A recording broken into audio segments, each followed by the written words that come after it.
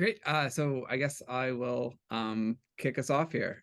So let me go ahead, I guess, and share my screen.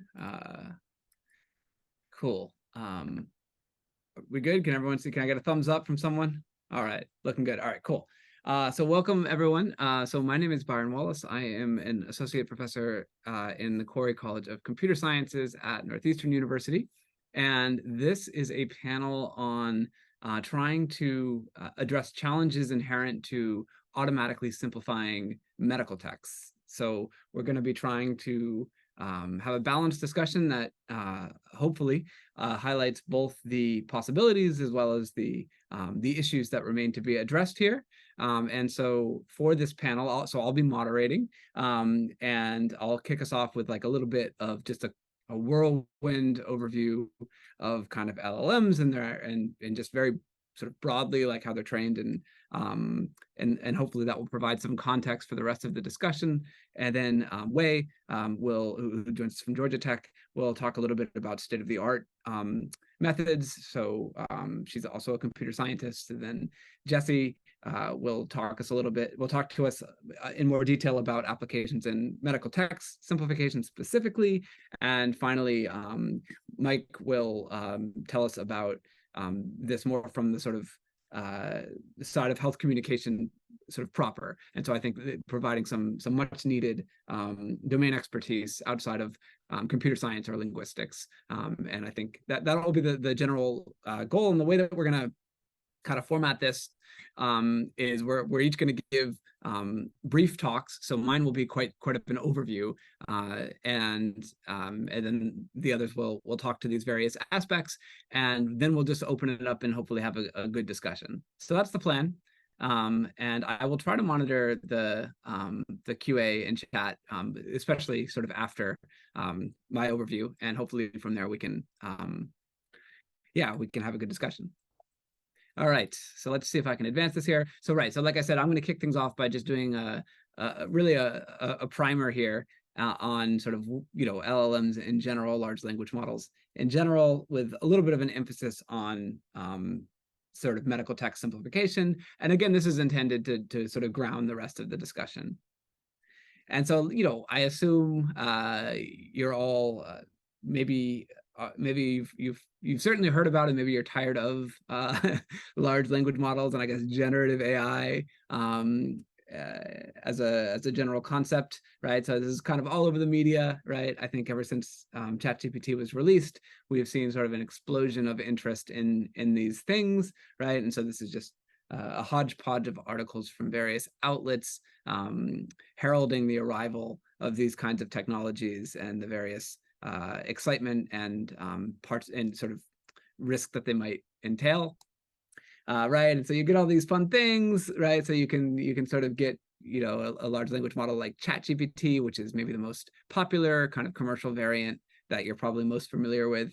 You can get them to do fun things. You can get them to write like biblical verses in the style of the King James Bible explaining how to remove a peanut butter sandwich from a VCR. So I think it's a good example. It's just like the remarkable ability to kind of generate text that follows stylistic conventions or constraints which you ask it to. So they are truly impressive technologies, right? You can also get them to do things like write code or debug code, right, to varying degrees. So you can give it a block of, in this case, just a simple sort of for loop, which is for the non-programmers out there, a basic language construct, and you can ask it like, what's wrong with this, right? So there's a whole bunch of things that you can do with this technology. And one of the fun things that you often see people do, which I think John Oliver here highlighted, there was a kind of a pattern for a while of people would introduce these technologies and then they would reveal at the end of it that you might be amazed to hear that ChatGPT wrote that entire introduction to ChatGPT that I just conveyed to you, and that became a little bit of a cliche. But it's actually impressive. You can ask ChatGPT itself why that's funny, and it actually gives you a reasonable response, right? So you can be like, oh, why is it amusing to explain how ChatGPT works, and then reveal that ChatGPT itself wrote that explanation, and it actually gives you something something interesting. All of this is to say there's a lot of excitement around these technologies, and I think for good reason. I mean, they do truly interesting things. So anyways, we're here to talk about their use for simplification specifically, right? And so you can do this, for example, if you use the ChatGPT interface, right, you can sort of say, okay, here's an article that's describing a clinical trial, let's say, and this might have a title associated with it. In this case, it's a trial looking at remdesivir for COVID-19.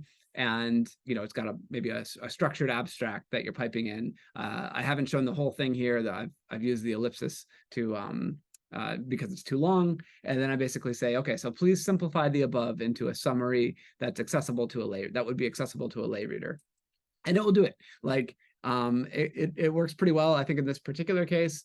It does do this slightly strange thing I noticed when I was playing around with this just for this talk, where it likes to be like we needed. It uses we a lot in this case. I'm not totally sure why it's doing that, but in general, if you look at the actual content, I think in this case it's pretty good. It kind of explains what's going on in this trial, and I think does a fairly good job here. So this is kind of cool.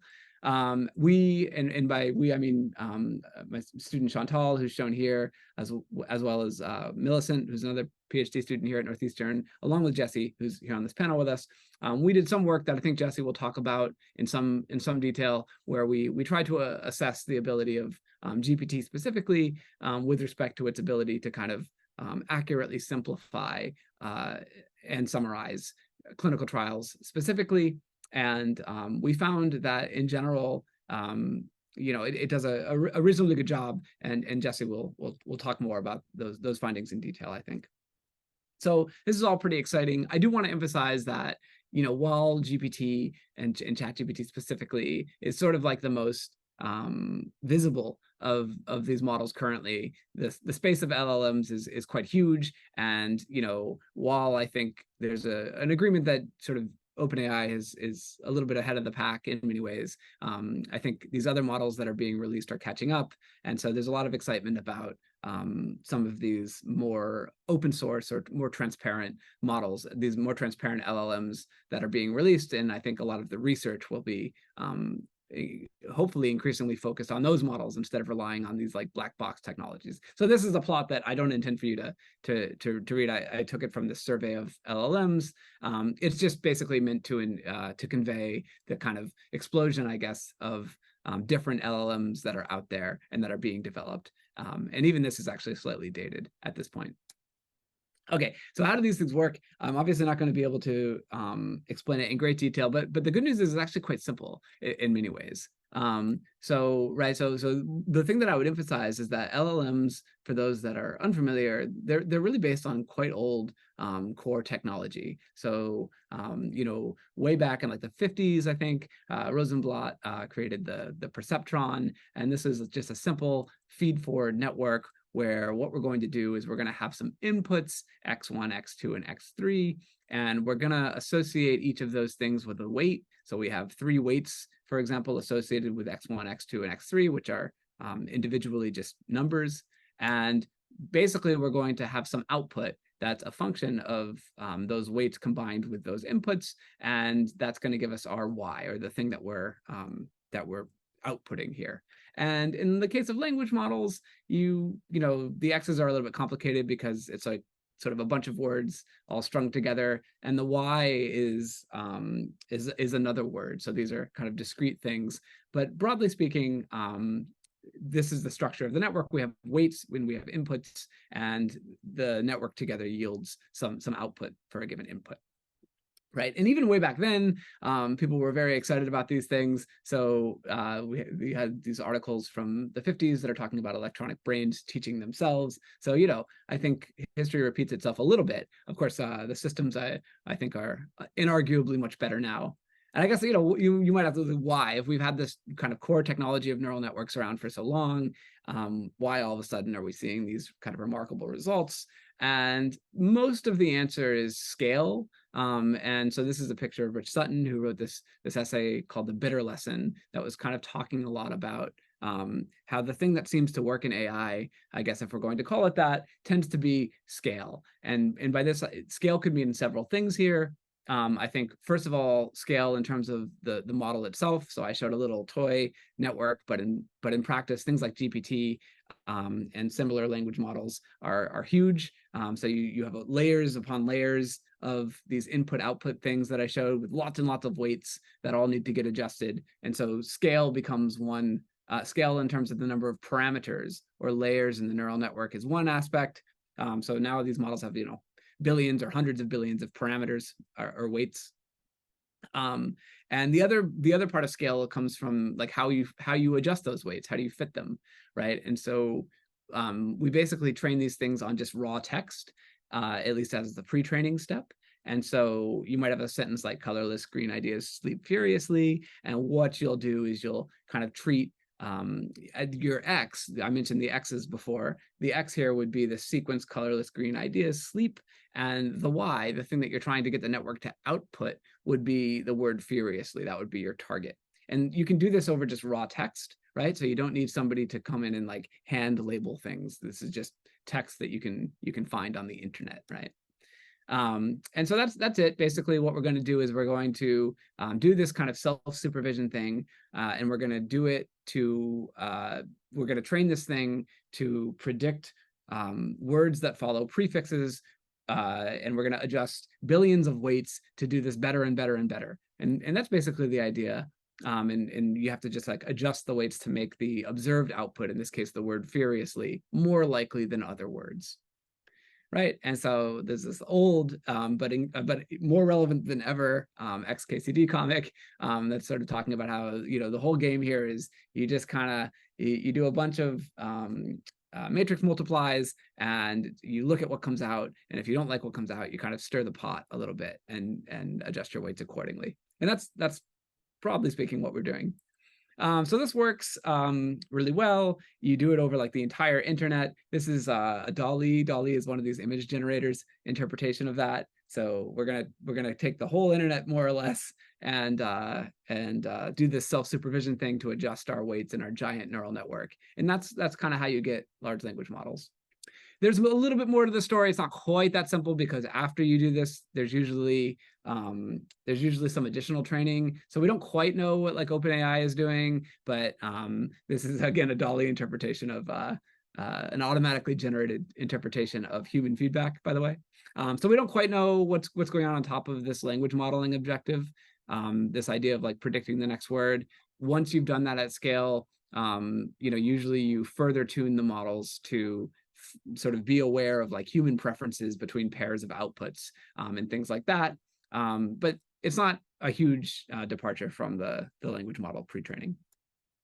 So that's, at a very, very high level, that's kind of how these things work. And, the challenges that kind of plague modern large language models is that they tend to hallucinate. That's, of course, especially pertinent to our topic here, right? Like it's very, very risky maybe to have models that hallucinate in the context of like sort of generating simplified medical texts. And so that's not great. Right. And so here's like an example. You could also kind of very easily compel them to say sort of things that you'd probably prefer them not to. So this is an example of an output from Galactica, which was released by Meta, the parent company of Facebook, maybe about a year ago or something. And, you can kind of prompt it to say, hey, give me like a systematic review that communicates the benefits of eating crushed glass. And it will sort of happily go ahead and generate like a plausible sounding systematic review of studies that, ostensibly looked at the benefits of eating crushed glass. Of course, none of this is real. This is just pure hallucination, right? So these are issues in terms of using these things, right? So and additionally, sort of exacerbating this, we really don't know how these things work. So we've sort of stirred the linear algebra pot, and you end up with this thing that works quite well empirically, but we don't really understand the mechanisms by which large language models work in any meaningful sense, which is sort of a little bit annoying, and it makes it difficult to kind of correct their behaviors when we don't like them. And part and part sort of underlying all of this is, because we've kind of trained these things over the internet is often a terrible place. And as a result, the language models have unsurprisingly memorized or learned various problematic associations, and they sort of reflect our biases, and in many ways can actually sort of exaggerate them. So this is all bad. And just to kind of sum up here, so these things, they're huge neural networks. There's sort of layers of these like feed forward networks, which are just associating inputs with weights, and then that produces an output. They're trained mostly to predict next words. So you just hide the last word in a sentence and try to learn to predict it. And they're very impressive. They can do lots of really neat things. On the other hand, they do still have substantial limitations, right? They'll make things up. That's just what they'll do. They are often racist. I mean, not that they have any actual sense, but they produce racist things, and and non-factual things. So scale alone probably won't solve these particular problems, although it's conceivable, but it's seems unlikely. So probably we need some other approaches. And for medical text simplification specifically, I think it's an exciting time, because I think LLMs could, right? They could provide lay people like sort of unprecedented access to trustworthy evidence as soon as it emerges. So you might all of a sudden be able to kind of make articles that are published in technical journals, medical journals, that was previously just sort of not readable at all to lay individuals. All of a sudden they might be able to kind of make sense of it, and maybe that's a really good thing. But there are of course risks, right? So we really would like to be confident in the outputs if you're going to show them to patients directly, for example, right? And beyond sort of the primary kind of technical challenges, I think there are issues about like questions, right, around like, what is a world in which we are able to do this automatic simplification look like? And do you want to provide patients direct access to new results in a simplified manner? I think the answer is yes, personally, but I think there are probably unintended consequences of this kind of a thing. All right, so that's my like kind of speed run through just like LLMs as a general technology and a very high level view of how they work. Hopefully that sets us up a little bit for the rest of the discussion. I'll next hand it off to Wei, and then we'll go to Jesse, and then to Mike, and then we'll open the floor. So Wei, if you want to share your screen, then I'll hand things over to you. Okay, yeah, I'll do that.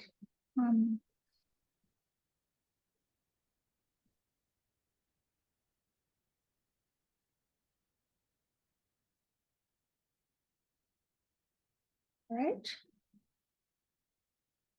I guess we are taking some questions in between potentially. Yeah, yeah, we could. I think we can leave it open. I think I can monitor. I can do a better job now of monitoring the QA. So if folks want to pop questions in or even raise your hands, I mean, this is a panel, so the more interactive, the better in my view.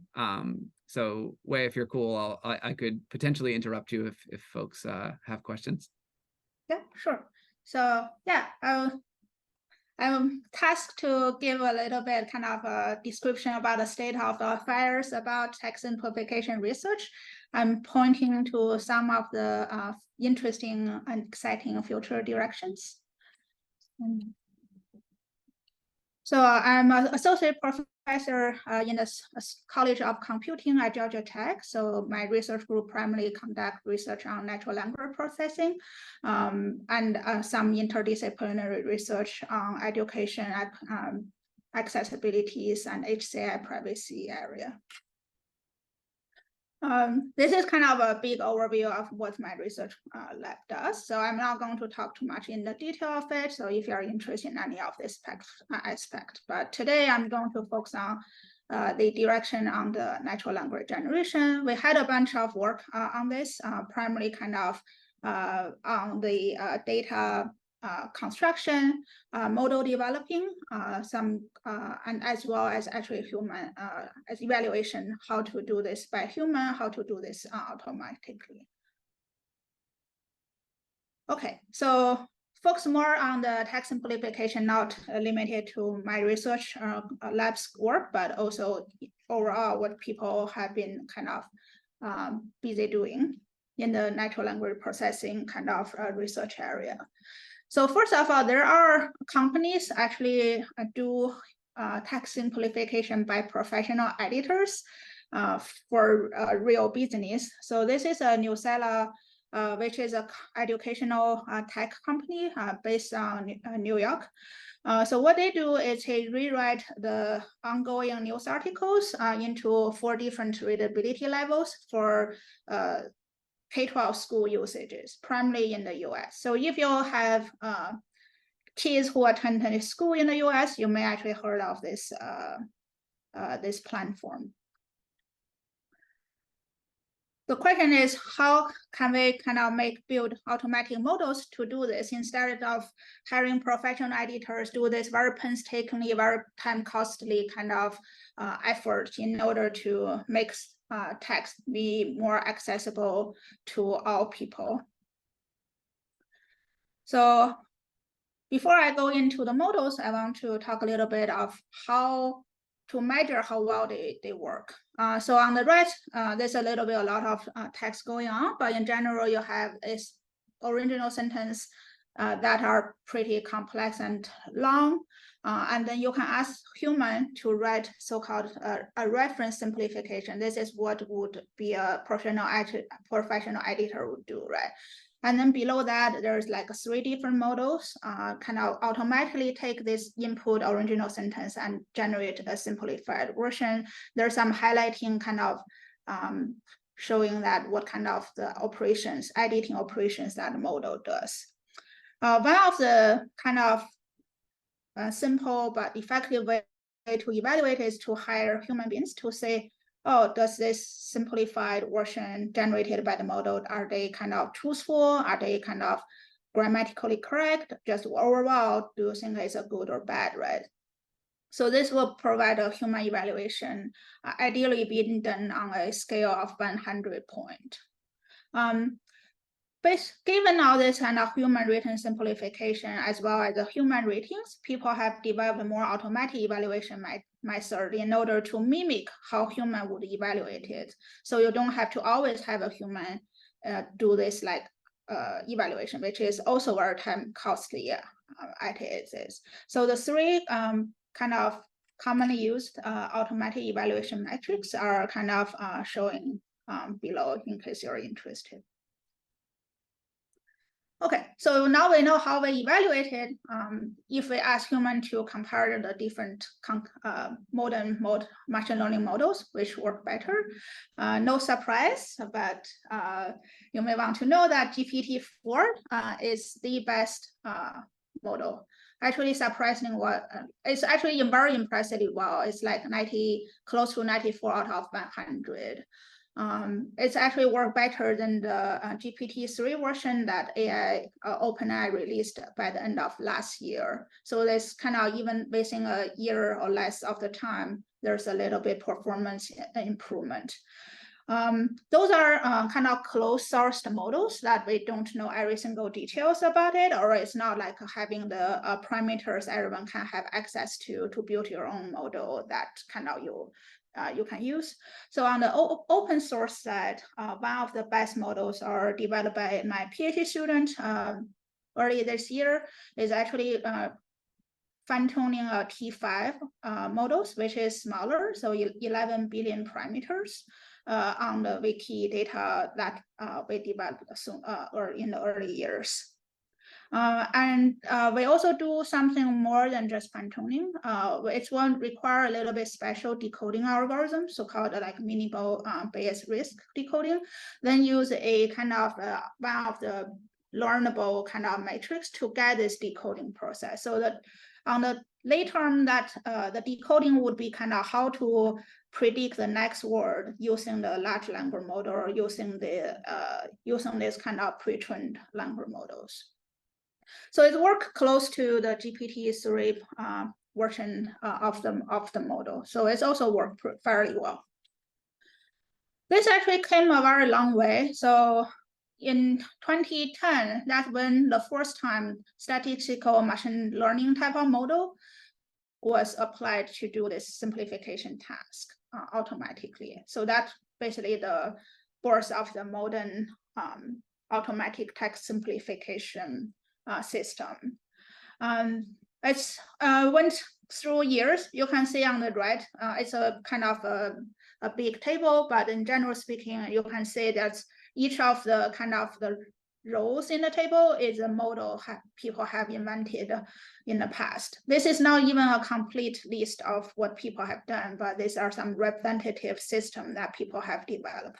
So the performance since 2014 just keep increasing every year, and the OpenAI's GPT model with this instruction fine-tuning, the most recent technology that Byron just described quickly before me, that actually make a big leap into in terms of the performance. You probably already noticed that GPT-4 are not working perfectly 100 point out of 100%. So what went wrong there, right? So what are the type of errors models are making? So this is getting a little bit into some nitty-gritty stuff, but on the high level, the failures are the places basically highlighted on the top that all the different models in this particular example is generated by GPT-4 on some lengthy Wikipedia data. So this one very techy point is that this particular sentence out of Wikipedia is not only long, but it actually was added into Wikipedia this year. So that's meaning the GPT-4 model or not included this particular sentence in their training data. So this is evaluated very rigorously. So what kind of errors it's making. So it's not super satisfying. You can see the sentences are still kind of pretty wordy as it is. This is for general domain, right? Wikipedia pages. Of course, Jesse will talk more into the details of where the models do well or where it doesn't on the medical domain text after me.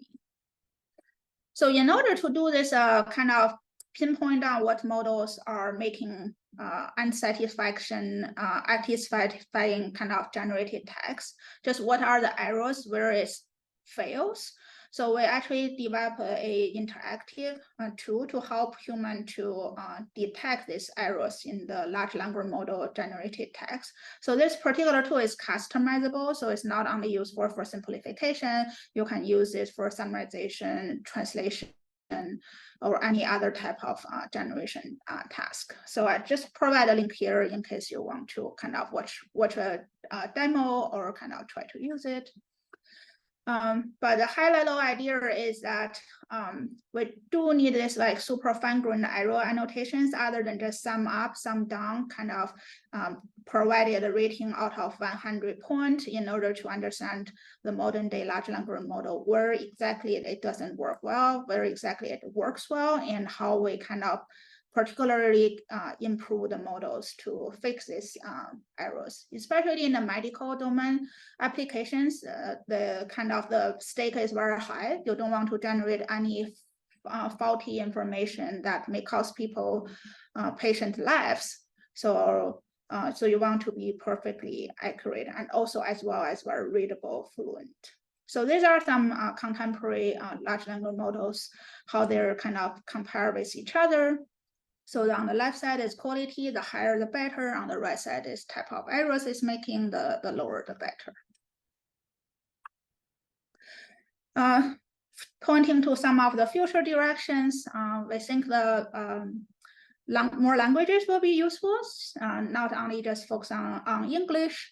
So this is actually a very growing and uprising research area. So on this particular plot that my student Michael Ryan actually just extracted this status out of Google Scholar, just how many papers mentioned a particular language for text simplification related research. So the English is like of the line that the highest, much more than any other languages, but promisingly, actually other languages are also being studied. We did release a benchmark. This is for many of the existing data set compiled together, so cover different text domains, including some of the languages do have non-English data.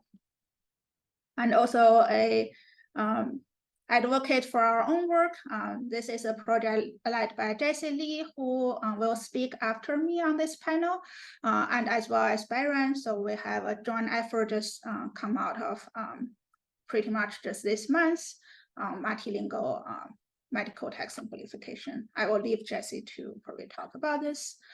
Other research direction we think might be very interesting and actually very exciting, and probably what people will continue working on more and more, is to have a human AI interactive kind of aspect, how to do simplification. I think basically the AI models are doing great, as you say. It actually can help human professional editors do this task much faster, much more effectively, much more on demand. But at the same time, especially for healthcare consumers, given the high stake of the error, one error may cost so much.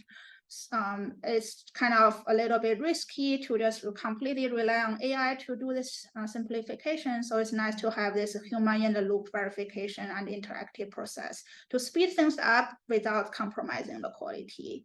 Yeah, so there are kind of two of the work, and Kyle Law is actually collaborating with Jessie Lee on this panel. And yeah, there's also an upcoming tutorial I will give with some of my collaborators next August at ACL on this research direction.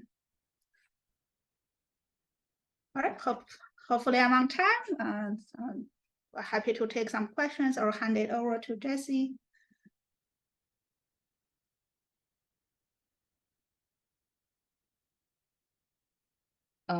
Should we continue, or I Yeah, guess we can keep it moving. But if people, there'll be plenty of time for discussion after as well. That's the hope. Yeah. So, Yeah. Yeah.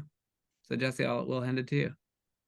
Sounds good. Let me share my screen. Okay. Can folks see this? Yes. Okay, perfect. Hi, everybody. I'm Jessie. I am associate professor in the Department of Linguistics at UT Austin. And I do a lot of work in generation and more about discourse processing and thinking about, in the context of medical simplification, how do we make texts more accessible? So I'm going to start with a use case. So let's say I had a baby and they had low birth weight, and I would have this question: should I feed them more? And one thing that we could do is to go to the internet, and in fact, most of the Americans are already doing that back in 10 years ago. Or we could go to these communities, including Reddits and a website called Baby Center. But community advice really is hard to find. But not only that, they can also be conflicting advice, and sometimes they can be incorrect. And we had actually looked into that previously a little bit, and the result is really not that satisfactory. So here was the paper that we did before. So what if in a scenario, we actually have this kind of evidence in a reliable medical database, in this case, Cochrane. So here we have high versus standard volume internal feeds to promote growth in preterm or low birth weight infants. That's exactly the kind of things we are interested in. However, if you actually read the text, you will see, well, this is really not that accessible to people, to lay audience or people without special education. What is this term, and what do these mean? So, so this is really not helpful, even though the information is there. And simplification is a very powerful way to actually make this accessible. So imagine instead we have a plain language summary. So this is available in Cochrane. However, kind of doing this is not very scalable. So we cannot do this for every single piece of evidence that comes in, which has huge amounts of volume. So in the past, what we had to do, as Wei was stating earlier, was to get large amounts of training data that contain an abstract or a very technical piece of text, and then kind of human written plain language summaries or simplifications, and we can train an encoder-decoder models to do that. But the result is not really quite matching to what we have now with the availability of large language models. So the first work I am going to describe is going to be simplifying evidence with GPT-3. And even though things could look very rosy on the outset, we did have both success and failures, and I'll detail something about this. So with simplification and with GPT out there, so in this work we use GPT-3, but it's not a kind of a too much worse than GPT-4. It's one of the still one of the best models. So with these models, simplification is easy because all you need to do is to say, okay, I have an abstract and it's technical, and all I need to do is to say, hey, can you simplify or summarize this text, and use that as input to GPT-3, and somehow it will give an output for us. So now the question we really want to understand is, can models like GPT produce faithful summaries? And if not, what kind of factual mistakes do they actually make? So what we did was to recruit experts and have them judge the factuality of the output, and kind of also give us an overview. And if we do this over a large number of documents, then this would tell us something about the actual output. So we looked at 100 abstracts from random control trials, and these we did two things. One is to generate a summary, so something that's much shorter, and the other thing is we generate plain language summaries, so not only shorter but also simplified from GPT-3, and these were judged by 3 domain experts.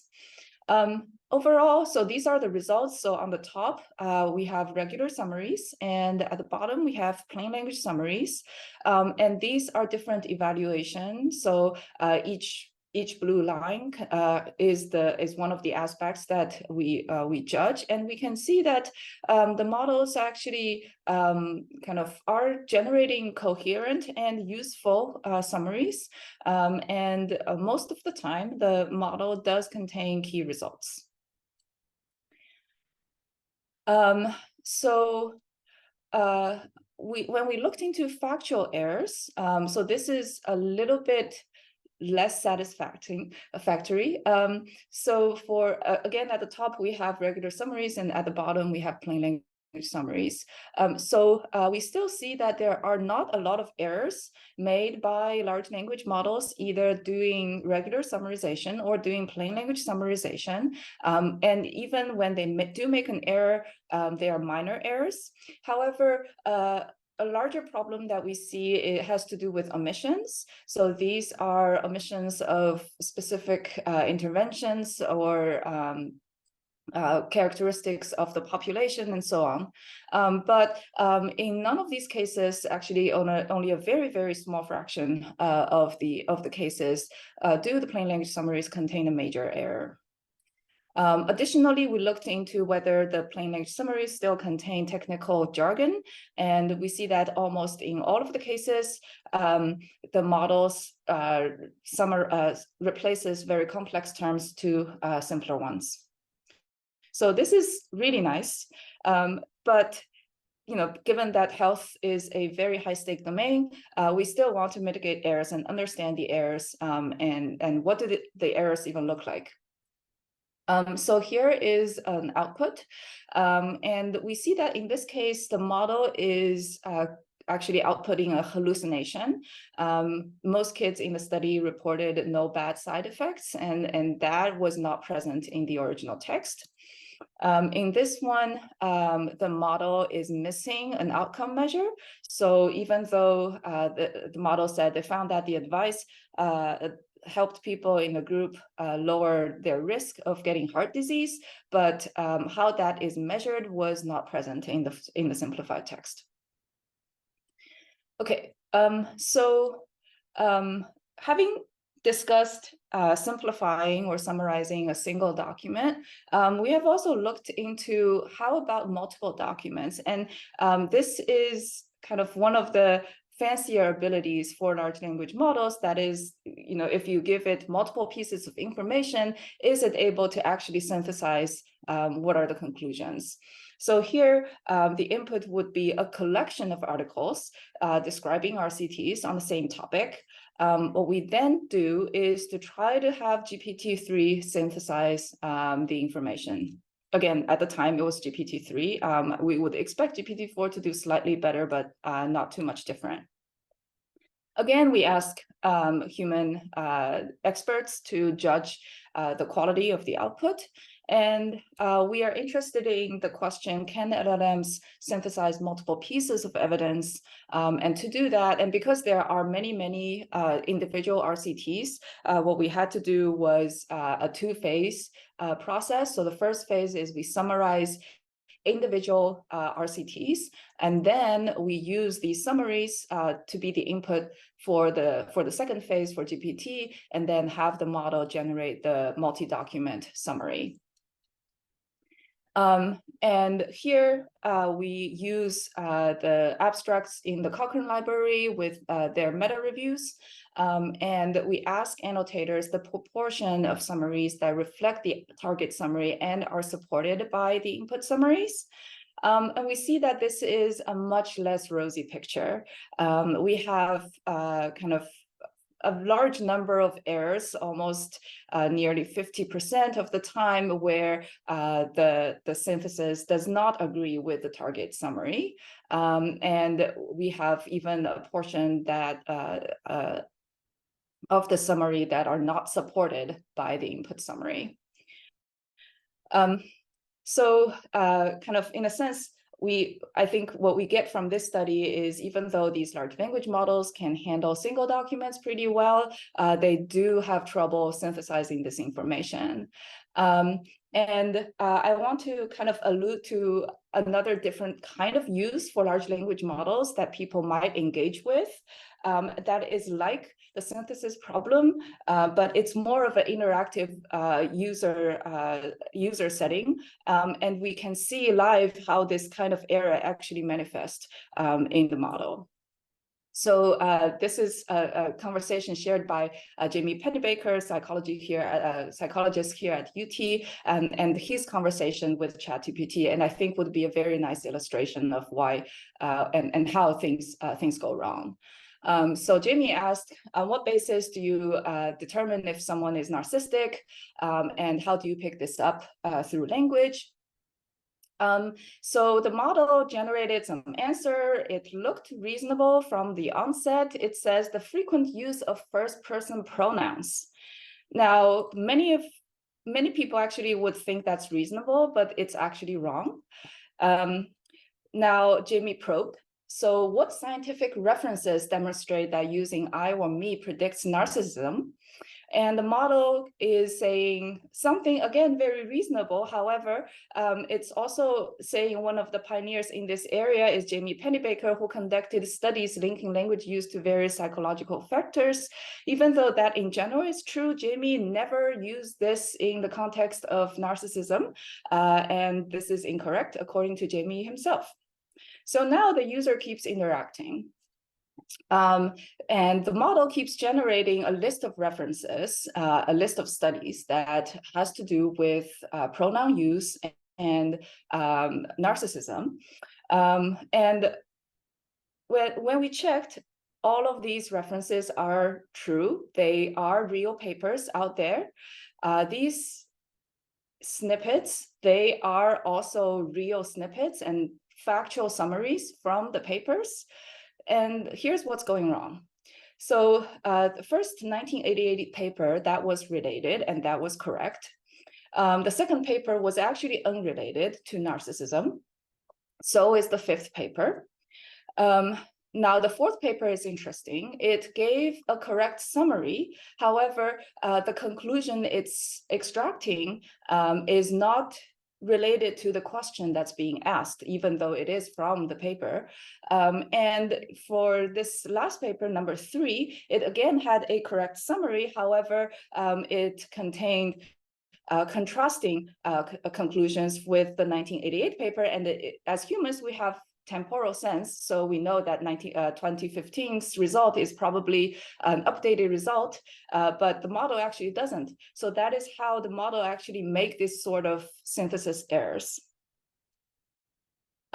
So the last bit of work I want to allude to is, well, how about languages actually other than English? So far we only talked about English with large language models. So what we have done, again, with Byron and Wei, is to look into multilingual simplification of medical texts. And here we're doing sentence by sentence level simplification. So here, imagine the input is a complex sentence where we want to simplify that directly to languages other than English. And here, our study involves Spanish, French, and Farsi. And we have kind of evaluation for the system outputs. Specifically, we look at factuality, also coherence, and also simplicity. And the red ones are kind of really bad errors that the model gets tripped on, where things are no longer factual. So one problem with large language models is we don't have this much resource to train models across different languages, and there are 7,000 written languages in the world, and we only are able to handle a couple. And so the data we look at is Cochrane. Cochrane does contain different languages of translations of their abstracts and plain language summaries. And we can see that the amount of data in Cochrane actually also decreases dramatically when we look at most of the languages in the world. We only have Spanish, French, and Farsi being the most frequent languages, and these are the languages where we developed resources in this work. We also looked at model outputs for simplification and look at how many factual errors the models are making. And the takeaway here is we still have a long way to go, especially for open source models. So we evaluated FLAN-T5, which is an instruction-tuned open source model. And then we compare that with GPT-3, and then using GPT-3 either as the kind of direct simplification or first simplify and in English and then translate. So if we look at FLAN-T5, and here we're counting kind of the number of errors, and this is normalized between 0 and 2. So 0 means no error, and 2 means a lot of error. So we are seeing the model making quite a few factual errors with FLAN-T5. With GPT-3, this is doing a bit better, although the models are still making errors. And with first simplify then translate pipeline, we are actually seeing models doing a bit better with Farsi, but these errors still remain. So I guess the takeaway from this work is to say that we actually have a long way to go with multilingual simplification, and especially with open models. Even though these are the ones that we actually want, they have less power in simplifying text really well. And I think I will skip the last one and just say kind kind of really appreciate all the collaborations and efforts from my students and collaborators here, including Byron and Wei. In general, we can say that simplification can help improving the accessibility of information. However, we need more diverse data in many languages, and we also need to pay attention to factuality. And with that, I'll conclude my talk and hand over to either QA or Mike. Thank you. Thank you, Jesse. We do have some great questions that were posted while you were talking. So so I think let's see. There's one about the preterm infant examples. Wait a minute, is that the first one? Yes. So I think the comment from Claudia is like, watching the example about preterm infants, I think we need to first begin with subject matter expert consensus and then try using LLMs to simplify that. Can't just go to internet or even systematic reviews to come up with recommendations. What do you think?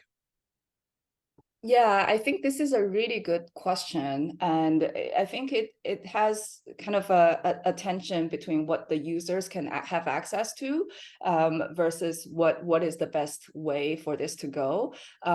Because one thing that I want to draw people's attention to is ChatGPT is something that anyone can register. They even give you credits to use it for free. So with this type of resource, we have already seen that users are doing this sort of, just asking GPT about this question, or, oh, here is something I found online. It looks reliable, it's from Cochrane or it's from a medical study. And I just I'm just going to use this to help simplify, right? So in this sense, I feel that the availability of these models kind of poses or forces this kind of questions on us. And what is the best practice here? I feel like first, on the one hand, we need to understand what these models can do and what cannot do and where it can go wrong. On the other hand, we do need to have recommendations and more health literacy education on how things should be done.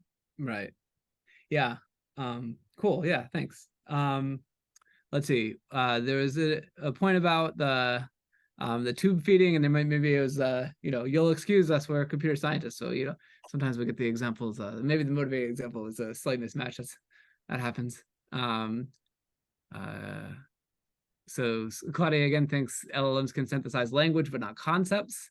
I think that still requires human experts. What do you think? I definitely agree with the negative examples I was showing. Sure. Although humans don't always, they're also tricky. I guess, as Claudia points out. Right. Okay. What does concordance between the medical experts you recruited look like? I actually went to the liberty of going back to our wall because I saw this question come up, and in the appendix we did report this for one of the pieces that we did together. And the kappa was something like 0.6 for those of you that means anything to. That was for the assessment of, I guess, factuality. So, kind of reasonable. But Jesse, I don't know if you have more. That's what I pulled out that we had reported. So it was like pretty moderate to good concordance, but maybe not perfect. I don't know if you have other detailed. No, I think that's pretty much the stats that we have. Yeah. Yeah. And yes, the existence of a Cochrane summary makes this easier for a couple of different reasons. But yeah. Okay. Cool. Yeah. So I think that covers it. So thanks folks for the great questions. And now enough of us computer science or computer science adjacent people. Let's hear from somebody that knows what they're talking about. Mike, I think you're up next. I'm excited to be here. And I love working with people who are computer scientists or computer science adjacent. It's really fun to be here. This is my first time presenting at HARC in a lot of years. And so it is excellent to virtually be back with everyone. What I wanted to do today was talk about a little bit of kind of think about effective health communication broadly. And then the last thing I want to talk about is how we're at our team at UT Austin Center for HealthComm starting to play with some of these LLMs. Like, they're really exciting and cool and for the practical part of what we're doing. And so I want to share a couple examples of how we are from the health communication side starting to take advantage of these tools in our practice and our research. So one thing that I do, though, to start off basically every presentation is, I think it's really important in a setting like this, is talk about kind of our definition of health comm. Because usually if I'm talking to a bunch of folks in public health, they hear health comm and they hear, this is your more kind of patient provider audience. Like that's what they think. Like if you're a clinician and you think of a patient provider conversation. And so we're really interested in kind of thinking about kind of both the science and the art of using communication to advance the health and well-being of people and populations. And so sure, that does mean patient provider, but it's also, how do families communicate about health all the way up to big public health campaigns and social media. But it's the science piece that I always highlight the most, because a lot of folks in allied fields are like, communication is this soft skill. And we're really driven by the idea, like there's like decades of theory and evidence and literature on what works or what doesn't. And like, we can train you in this, so you can get better at it. And so really relying on data in theory and developing health comm campaigns is a really important part of doing that well, that I always sort of start with. So we're thinking about, when I got to UT, I was doing a lot of work specifically around health literacy. And a lot of my work has kind of evolved a little bit to think about developing effective messages a little bit more broadly, but always thinking about how can we make messages and campaigns work for people of all levels of health literacy. And so I want to share kind of like the way we work through this, because I think it'll help set up some of what I want to talk about, how we're starting to toy with some of these tools. So in the work that we do, we always think of building a health comm campaign as basically a 4-step process. And so the first step in research is plenty of things you all in this room are very familiar with, but I'd also share that really good health comm research often starts with like doing an environmental scan. How have other people tried to solve the problem that we are trying to solve? And what can we learn from that? Either what was really done well that we want to copy, what are things that we think might not have been the best plan that we can maybe steer away from. But the second step is, I think, the hardest part for people who are doing this work. And it's once you finish the research, there's a giant pile of data of different kinds. And we have to narrow that down to 3, 4, 5 insights into the audience we're trying to reach, where communication can really make an important difference. And so how do you go from a big pile of data into a couple key really things where communication can make a big difference? The third step is strategy messaging. So who are you talking to and what do you want to say to them? And then the last step is tactics. And that's like the fun part. So everyone wants to jump there first, but it's like, what does it look like as a billboard or in TikTok or all those things? But if you don't do the first steps really well, the end result is a bunch of tactics that don't seem like they fit together. They aren't all trying to achieve the same thing. They aren't saying the same thing. And so we always think about this kind of this 4-step process. I want to share one of the tools because it really relates to, I think, some of the opportunities for using these LLMs in the practice of health communication and how these can kind of provide some new opportunities. This is a tool I teach all my advertising students when I teach undergrad and master's students. It's a tool we always use in our work. I always feel a little silly sharing it, honestly, because it feels very high schoolish in certain ways, but it's the idea of personas. And so I'll share, these are often a couple actual student slides. And about 8 years ago, we did a project on campus for the on-campus health office. And the topic they picked was skin safety. So sort of don't use UV tanning beds and do use sunscreen. And so one of the student teams went off, they did 6 weeks worth of research, and this is what they came back with. And I'll note, again, this is a copy and paste off a student slide. I try really hard when I'm talking about this to talk about intended audiences, because it helps remind us that there's both the audience we are trying to reach, but also an unintended audiences out there that we might be reaching, even if they're not who we really want to try and kind of communicate with. But this is the audience they came up with, and they said it's members of sororities on the UT Austin campus who are 18 to 22 years old who use tanning beds. Like, that is a reasonable answer. Like, they did work, they surveyed their friends, they interviewed students. This isn't wrong, but this particular team tended to focus a lot on like, oh, someday you might be more at risk for skin cancer because you're using a UV tanning bed right now, which is maybe going to work. But one of their teams did what I'd actually asked them to do, which was use a persona as a way of creating a composite, sort of a representation of your target audience. It's not going to represent everybody, but it's a way to kind of distill all that information down and think about who are we really trying to reach right now. And this is the slide they came up with. And so they said, we are trying to reach kind of our friend Rachel. And they gave us the sorority she belongs to and the brands that she likes to shop at. And on the right, it's the really important stuff there, because it's like she stays fit, eats healthy, she goes to her dermatologist and knows the risks of UV tanning. But she thinks it makes her look better and have a better complexion. So telling Rachel that someday she will be more at risk for skin cancer is not going to work because she already knows it. So this team thought about how would they talk to one person they knew about this risk. And it was like, maybe it's like an alternative, like spray on tanning. Like, they started to think of other messages that might work. And so we use these a lot in our work to kind of help us remember, like, the people we're trying to reach aren't just like data points in some big statewide survey, like they're actual people. And we can think about what might persuade them interpersonally. And then that can often work at a really large scale. Like I think of really good public health campaigns are basically motivational interviewing at scale, if you're doing it really well and grounding what you're doing in a lot of those audience insights. So I wanted to now spend a little bit of time talking about some of how we're starting to use these tools in our actual practice work, because it's really neat hearing from the computer scientists and the real experts in the tools, like how they work, because my experience with these tools is largely just as a user and a consumer of sort of what we're learning about them, but not doing research on them. And so one of the things, Jesse's talking about, how do we take these complicated medical texts or reports and convert them into plain language pretty automatically? Our center team develops a lot of public health campaigns for the state. And a lot of times the state might come back and be like, make this more plain language, with no real guidance on what that means for them. And it's not that we send things over in like complicated medical terms, but these tools are a really good way with in our case, a person sitting between the ChatGPT and the actual audience to be like, hey, here's some text. What are the plain language ideas? And sometimes it will just generate ideas and things that like we haven't thought of internally. And again, that's because it's not automatic. Like there are still humans and experts and writers between the tool and the campaign that we're going to produce. They've also become a really handy idea for content creation. So I think Wei was talking about Baby Center as a place you might pull data from. And we actually have an app that's designed for expectant dads in Texas. And one of the first prompts I put into it, because I was just curious how it would work, was like, I'm an expectant dad. What should I be concerned about? Because I wanted to find out how good it was. And it was ChatGPT, and it wrote a really good 4-paragraph summary. And I was like, okay, I'll take that.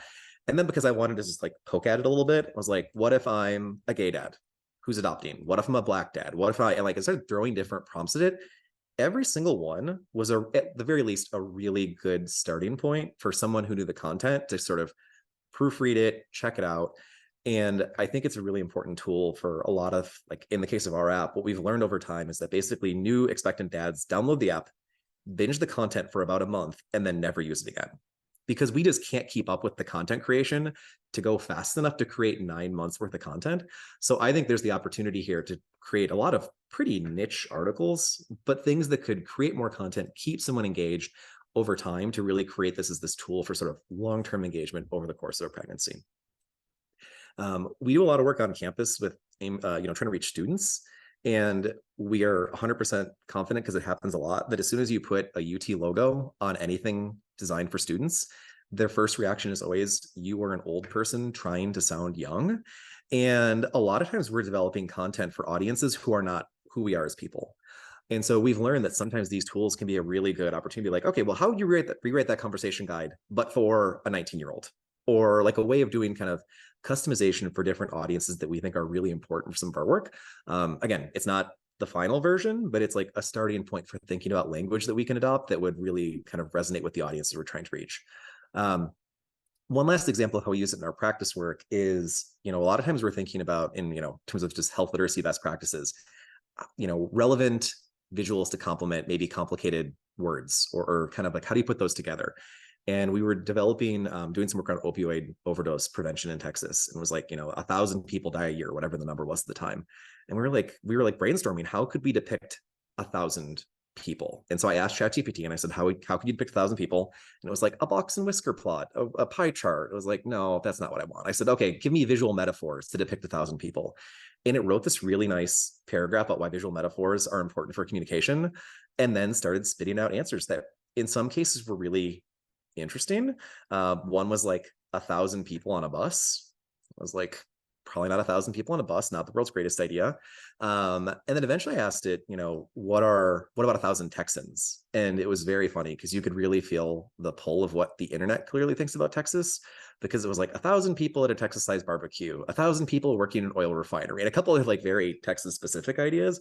But it was helpful for us to kind of just like, it was a form of kind of creativity. It throws weird stuff out. It's, Byron was talking about hallucination. It's sort of like turning the hallucination into a positive. Like if it's going to generate a bunch of weird stuff, some of the weird stuff is going to be things you wouldn't normally think about, that then we as professionals can really polish and make use of. And so I think sometimes the work on how do you get rid of that is really cool and important, but also sometimes the hallucination is a little bit of how I imagine like the creatives on my team do their job, because I can't understand it. They just do things I don't understand. And I think there's some opportunity to take advantage of that. And just last thing before I kind of turn it over back to the group for bigger Q&A and panel time is we're really interested, again, on the more the practice side of what we're doing, but understanding especially how is this going to impact the way people are searching for health information broadly? Like the fact that this is sort of being built into Google and Bing and all these things without normal people knowing that's what's happening is really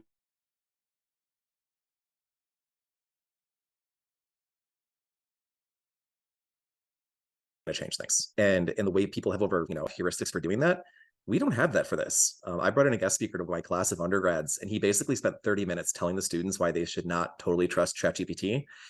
And as soon as he was done talking, they were like, but the answers are so great. I really like them. They're 3 paragraphs and it's easy. And I was like, oh, you're hurting me right now.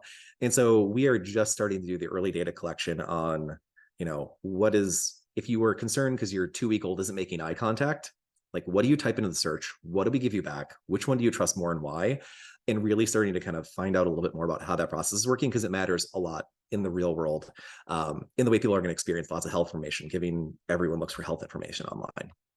I'm also just really interested in just like the last couple of weeks, I've been thinking about this, how these models could be used to create tons of new personas. Like if we throw different kinds of data at it, can it give us the 5 audiences that might matter the most? And what would be a good persona for each, just to kind of create those tools a little bit faster to make our own work a little bit faster and more interesting.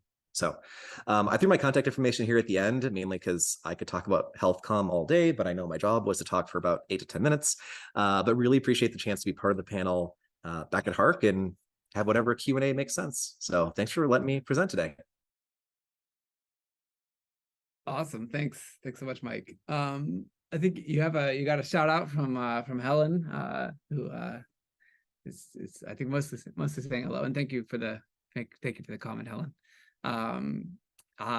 Cool. So let's see. So Andrea Cook, has anyone created policies or procedures for using LLMs for health literature and health systems? I don't know that there's like formal policies or procedures in play here. I think it's all kind of too new for this, as far as I know. But I could be wrong. Maybe somebody else knows. The White House just That's true. announced this overall policy for AI, which is very broad. But I don't think specifically for health systems, there is anything yet. Got it. Cool. So like, I think now, ideally, so, we have some time left for discussion, just kind of open discussion, I guess, if folks have more questions. I'm happy to kick us off like with, I guess, questions for the panel generally, which would be like, what would you like to see addressed? And that could be technical, that could be social, that could be whatever, before we really start deploying LLMs for medical simplification sort of at scale to patients. So I don't know, that's a question for each of you. We can answer in reverse order maybe of how we did the presentation. So maybe Mike, you have some thoughts on that? Sure. I guess the first thing is, we've been doing work like when I first got to UT like 15 years ago about how do people search for health information online. And their heuristics of like, well, I don't really want to go to a .edu or .gov website because I've learned over time they're just too complicated. And on top of that, I don't necessarily trust the government. Like that was like one of the things a focus group participant talked about. But still, people know like higher up in Google means one thing, not an ad means something else. Like people are really good at that. So I think if I had one wish, it's that there were and this is like what I'm really interested in right now is like, what are visual systems or cues to be like, should I be like 80% confident in these 3 paragraphs? And it could be we rely on like the 5-star like Yelp system. Like, I don't really care what the answer is. I think we'd have to test and figure it out, but like some way of helping people understand, just because that thing sounds like it knows what it's doing doesn't mean there's conflicting information. It doesn't mean the information behind it is perfect. So that would be my number one wish before it rolls out and people start interacting with this without even knowing they're interacting with them. Yeah, thanks. Yeah, that makes sense. How about you, Jesse? I feel like these systems are already deployed because you can literally do anything. At scale. That's why I said at scale. I think, I don't know, you think tons of people are getting simplified text from LLM? No, I don't think so yet, because this is not a straightforward workflow for Yeah. many people, but I do think people are asking questions Sure. to these models, and perhaps asking for specific evidence. That may be a stretch, but I could see at least myself doing that. I think, I think we really need to make people aware of how these systems, that they still make errors. A lot of the time they are correct, and also they have a way of saying things that sound convincing and plausible, and that is different, a very different notion from whether they are actually correct. So I think raising awareness on that front is really important. Yeah. And finally, I think a way of having the model to have like guardrails built in, I think that's important as well. And especially for models to be open and to tell their users what kind of guardrails they have built. So I think all of these, perhaps not even enough, but maybe we start from here. Sure. How about you, Wei? Helen, Yeah, Oh yeah, do you want to chime in Right. on this topic, Helen? Oh, sure. Let's see. Well, uh, I think that should do it. Am I on? Helen? Yeah, there you go. Hey, okay. I am a medical writer and a health literacy person. I'm just curious, what simple tips can you give us for now? You're talking about longer term. I'm thrilled with your research. I think this is a fascinating time, and I'm so glad you're doing all this. But what can we be doing right now as we're dealing with this workload?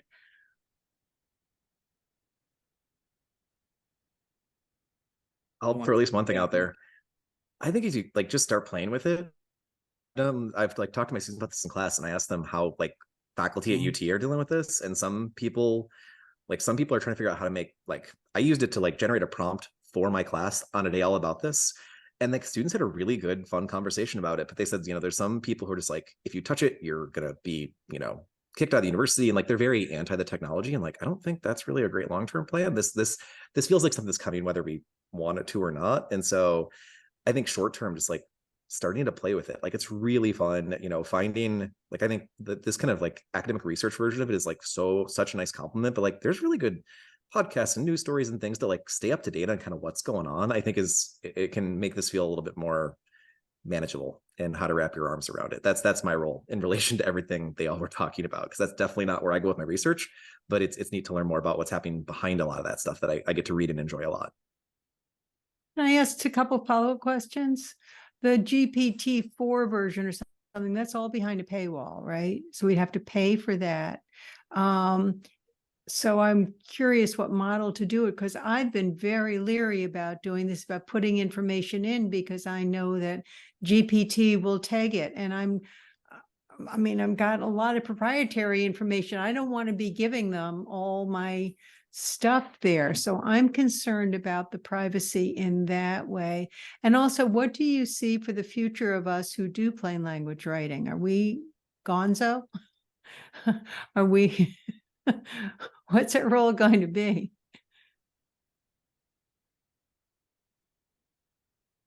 You're probably safe for a while, because we don't so we don't fundamentally know, right? Like we need humans, right? Like I think right now it's going to make those of you that that do this for a living maybe more productive or whatever. I think this is like the general trend, right? Where like I think for the foreseeable future, these are primarily assistive technologies that will kind of make folks that are already good faster and maybe better. But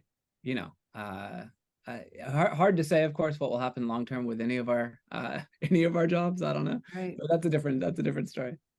Something else, I think, to get to Helen's question, is it's also possible, like right now there's all kinds of organizations like nonprofit health clinics that are like might not have the resources to get someone who like specializes in plain language and health literacy.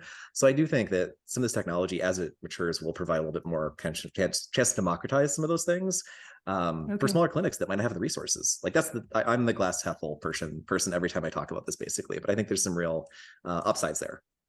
Yeah. Okay, good. Thank you. I do feel there are just a lot of medical information out there. just people probably want to have a plain version of it, but there's no way to access it because there's just limited number of people have the same job as you do and providing that information to make it accessible. So it's kind of nice to be able to have both, and also just kind of more like a assisting. So for machine translation, people have like AI or machine learning models have been doing translation for so much well, but it's the professional translators are still kind of super highly valued. Thank you. I mean, Thank you. actually, a related question that's in the chat was from Amy, who, related because I think this is why, for the foreseeable future, we still need the human experts. So Amy asks, I'm really curious where the hallucinations in LLMs come from. Are they taking bad info from the internet or what?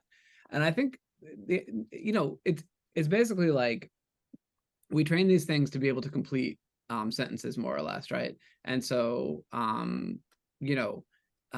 it's useful to think about the outputs as being statistically plausible completions of the, instruction or prompt that you put into the model.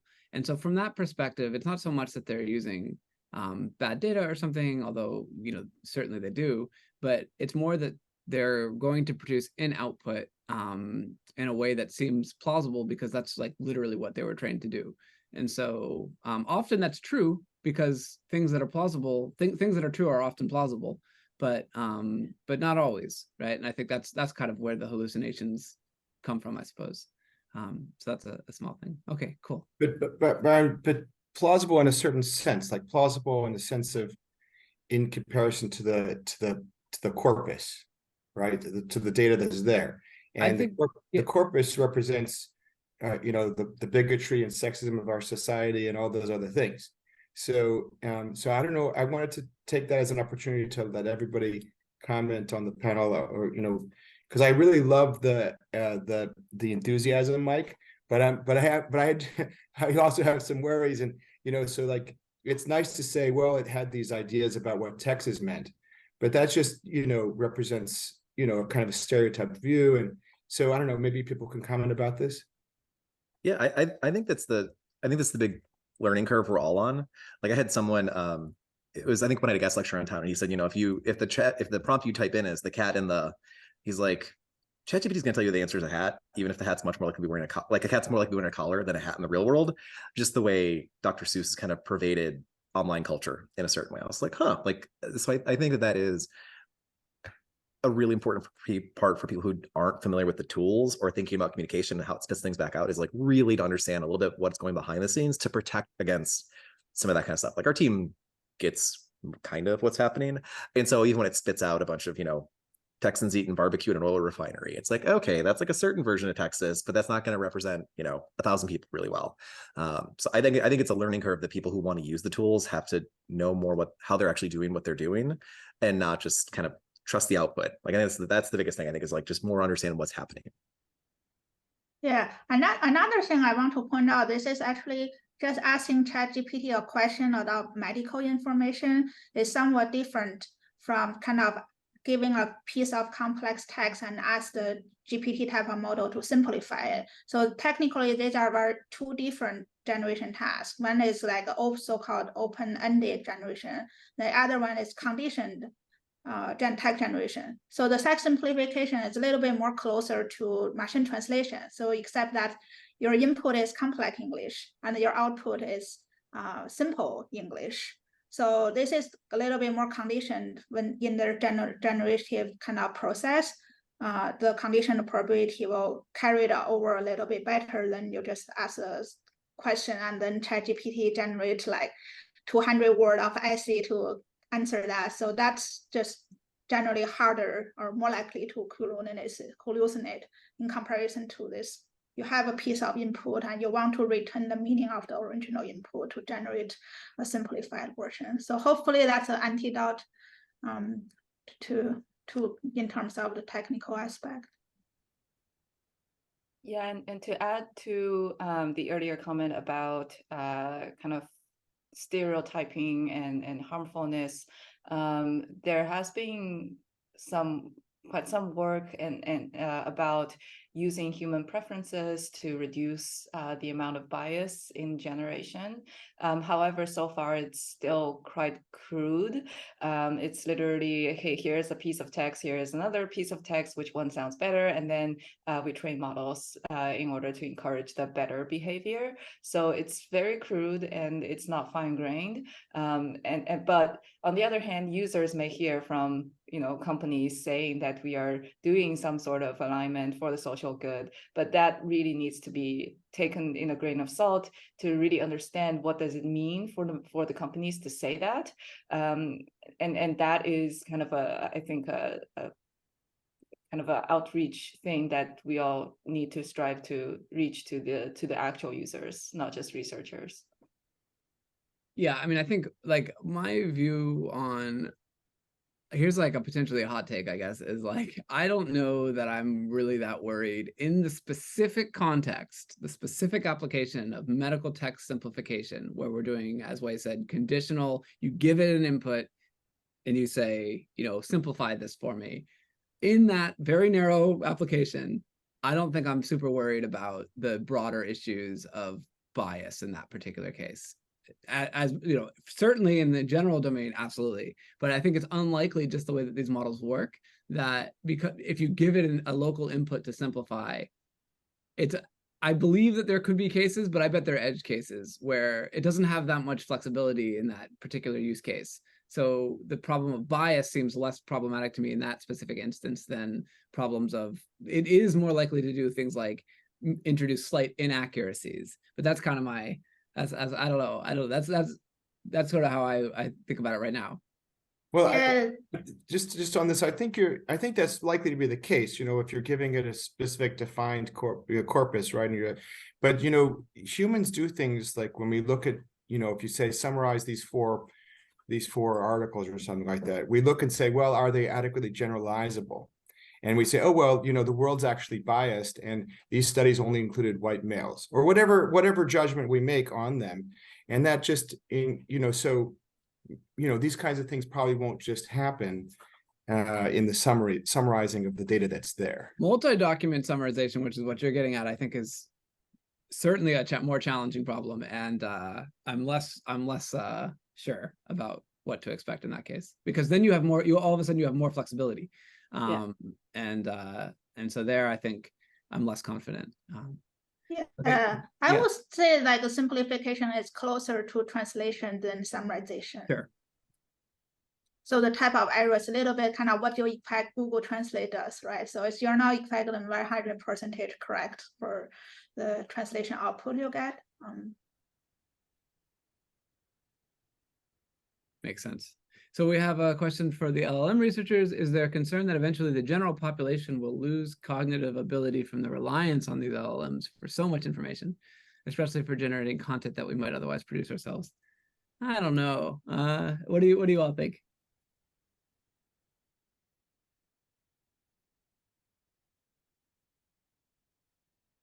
I think this is getting into how AI might help with decision making.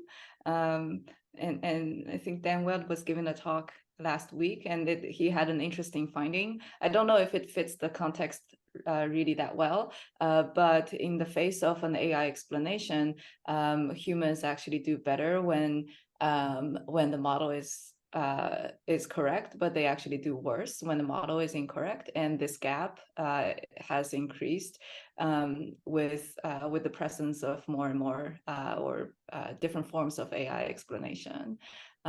So again, I'm not sure how to answer this particular question, but I think there will be an impact on kind of humans. I don't know, maybe the decision-making process, but I think we need to study that. It's not definitely a black and white picture. Yeah, I feel like this is more like a general societal problem of how our education kind of since young age being kind of conducted, kind of more like a nationwide kind of education policy, how to make kids to read better, write better, to read more books, watch less TikToks. So it's kind of more like a societal problem our generation, maybe our next generation are facing. Well, wasn't it? I remember what is it? Socrates was worried about the kids reading books, right? It was like these kids reading their books, right? So I don't know. Who knows? Yeah, it seems like a slightly unfair question. I mean, I remember fewer phone numbers now that my phone does that for me automatically. I don't think I've lost cognitive capacity on that basis. Our minds are attuned to other issues and other problems, and maybe the calculators. There's just many examples like that. So we deal with the things we do, and maybe this can make us more efficient. I'm going to go back to it, Mike. Your optimism is just fantastic. I needed a boost of it, so that's fantastic. Glad I could be here for that.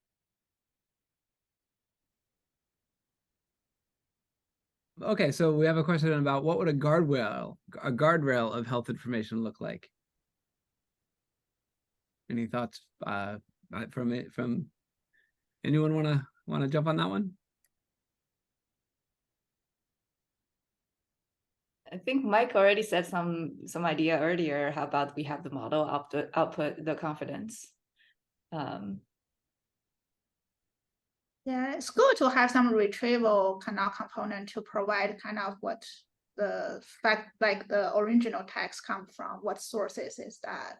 So Google actually does that, right? This is the same, like to some extent, search engine also face the same issue, right? You search about something you care, and how the return kind of search result, and you open it and read it, how reliable they are. I think that's a kind of a question itself, but I think it's actually getting a little bit bad in terms of how to judge the good resource and bad resources.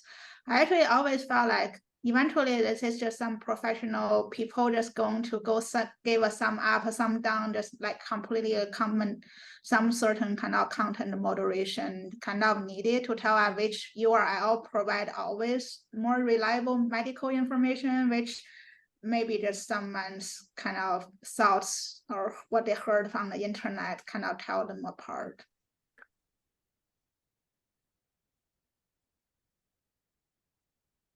Cool. Yeah. Okay, so Claudia says, we professors see a lot of views in AI responses, which shows us how random it is at the moment to be polite about the output.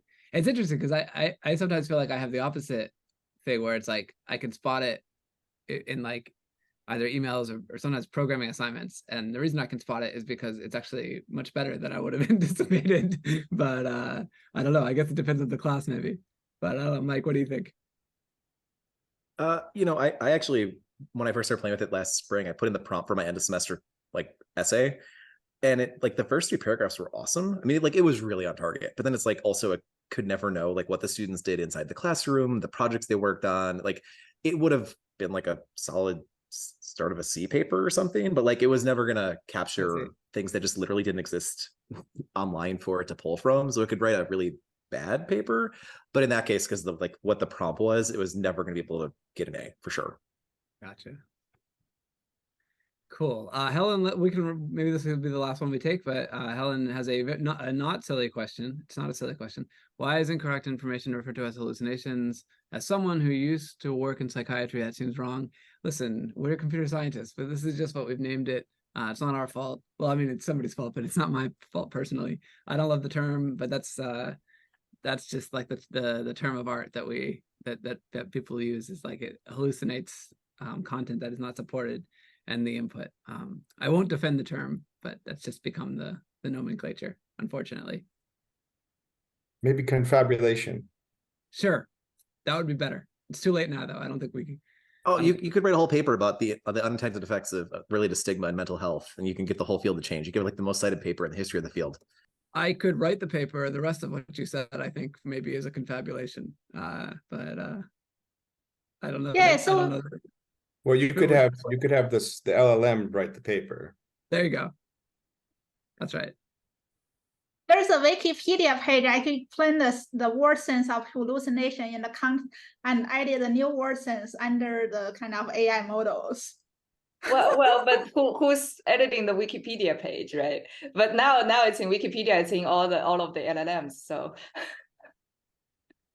Listen, it's a complicated world. Well, what point Uh, at what point is there going to be a tipping point where most of the wiki pages are actually written by LLMs? Well, this is going to be a real problem in going forward for the models. Yeah, it's a serious issue. They'll be trained on their own outputs. Anyways, we are about at time. So thanks everyone for the great questions, and thanks to the panelists here for the talks and the insights. And yeah, thanks everyone for and thanks Michael for having us. Excellent topic. It's not going to go away. Fantastic. Thank you for your input, everybody. Just to remind folks, HARC continues tomorrow. So I'm hoping that people may join us again for sessions tomorrow. That'd be awesome. And see you again, hopefully soon. Bye-bye.